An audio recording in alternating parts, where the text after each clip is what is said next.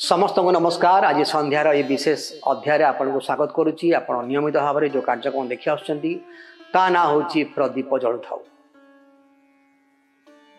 आम समस्ते ए दुख भोगर सप्ताह मध्य अच्छु। आसतु गोटे छोटिया प्रसंग आज आलोचना करवा। से प्रसंगटी हूँ ऊपर कोठरी रहस्य। वास्तव में से दिन ऊपर कोठरी कौन घटी से रहस्य विषय आज टी आलोचना करवा।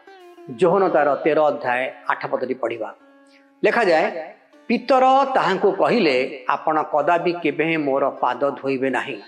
पितर कौन कहते यीशु को जे पितर ताहांको कहिले आपण कदापि केबे मोर पाद धोइबे नाही। मात्र यीशु तांको उत्तर देले, जदि मु तुमको धौत न करे ताहेले मो सहित तुमर कोनोसी अंश नाही। कौन कहते जदि मु तुमको धौत न करे ताहेले मो सहित तुमरी कोनोसी अंश नाही। ऊपर कोठरी घटी घटना गुड़िक आम सेनाकल भाव जानू बा ए नाम परिचित अटे। माथ्यू तार 26 अध्याय 1 रु 29 पद एवं मार्क तार 14 अध्याय 12 रु 25 पद, लुक तार 22 अध्याय 7 रु 20 पद एवं जोन तार 1 अध्याय 1 रु 38 पद रे यह वर्णना करा जायछि।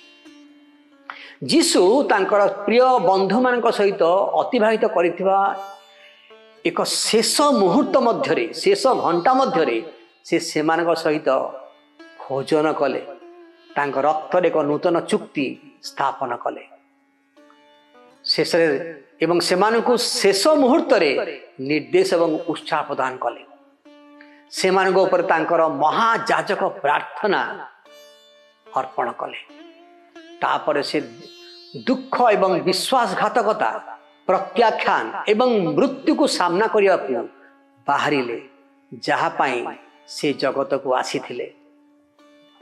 ता होची ऊपर कोठरी घटी किछि घटनार रहस्य अटे।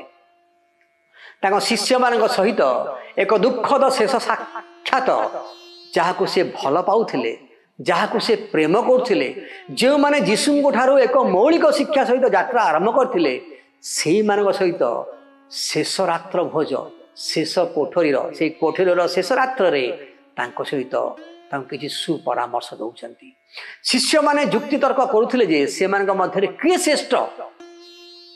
लुक तार 22 अध्याय 24 लिखा जाए, एक भिन्न धर्महीन दृष्टिकोण से प्रदर्शन करुले। शिष्य मान भीतर जुक्ति तर्क थिला जे वास्तव मध्य श्रेष्ठ किए।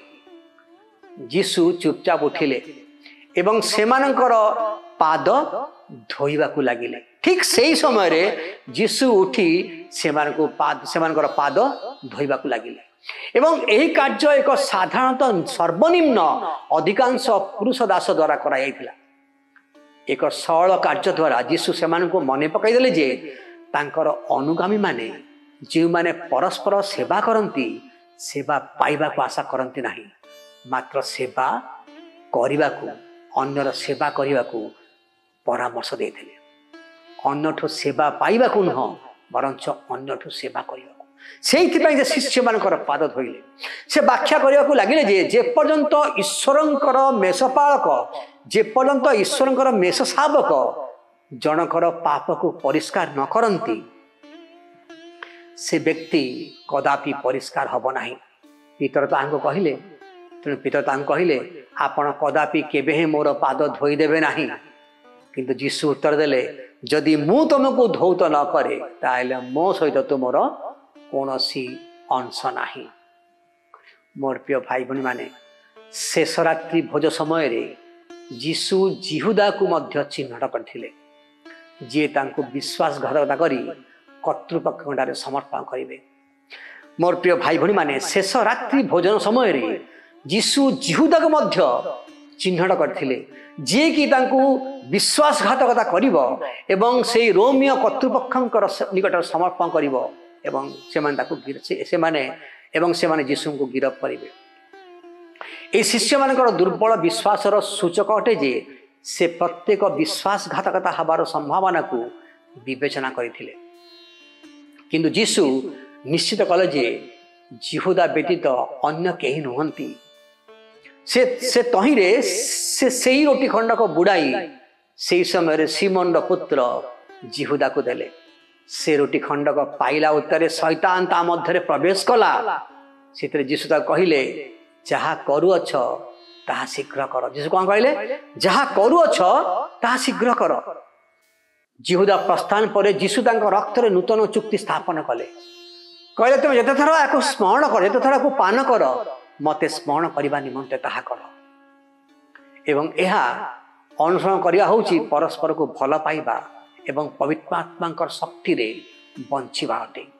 प्रत्येक थर आमे ख्रीष्ट विश्वासी भाव में यही नियम को पालन करने द्वारा ख्रीष्टर शरीर आम खंड विखंडित कराइला एवं आम रक्त ढला आमे यहाँ स्मरणार्थे रविवार पालन करने बेले आमे एक कार्य को मन रखी था। यापर पितरंकर आसुवा अस्वीकार विषय जीशु तांकर प्रथम भविष्यवाणी करते जहाँ आप लोक तार 22 अध्याय 31 रु 38 पद लिखा जाए। ऊपर कोठरी संध्या घटना विषय जोहन आमको बहुत कम सूचना दियंती मोर प्रिय भाई भाई माने से आमको कहती जे जोहन 17 जीशुंकर महायाजकीय प्रार्थना जहाँ शिष्य मान से हाथ रखी प्रार्थना करथिले कारण से यही कथा कहया परे शिष्य माने गेस्टिमुनि बगीचा को गले। से शिष्य मान को नहीं कुआडे गले ना गेस्टिमुनि बगीचा गले जोठारे तांको विश्वासघातकता कराइथिला। शिष्य मान जीशुंकर प्रार्थना होची मु आउ एही जगत रहू नाही किंतु एमाने जगत रहुछंती पुणी मु तुम निकट को जाऊ अछि पुणी मु तुम निकट को जाऊ अछि। पवित्र पिता तुम्भ नाम रे सेमान को रक्षा कर जो नाम तुम्भे मते देई अछ जेपरि आंभे माने से प्रकार एक से माने से प्रकार एक हुंती 11 पद लिखा जाए।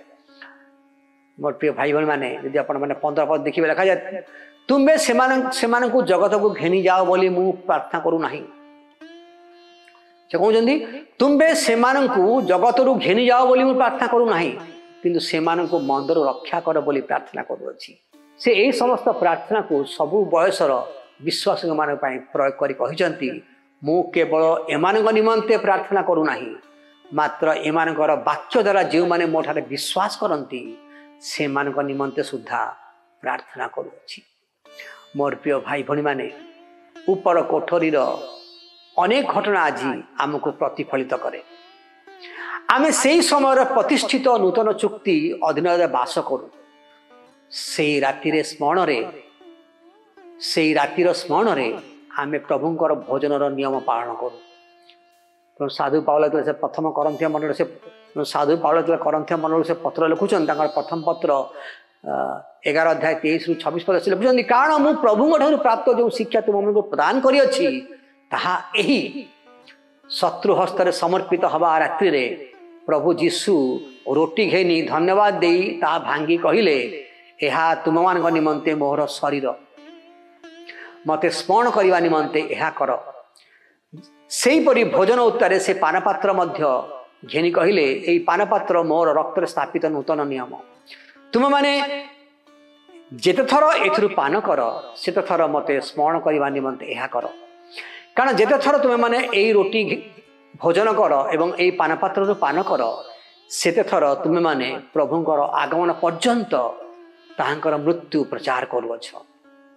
एवं जो माने ताहांको प्रेम करंती एवं अनुसरण करंती सेमानक पाई आमे तांको प्रार्थनार आशीर्वाद अंशी अटू।